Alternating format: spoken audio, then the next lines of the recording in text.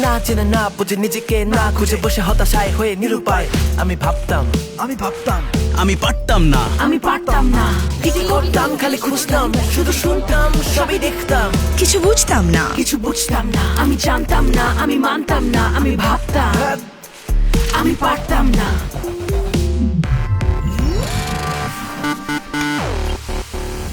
আপনি পারবেন, আগে শিখুন, বুঝুন, একটু সময় দিন, সঠিক প্রস্তুতি নিন, নিজেকে যাচাই করুন। পারুক মনোবল, চেষ্টায় অবিচল, হোক শুরুর আগে সঠিক শুরু।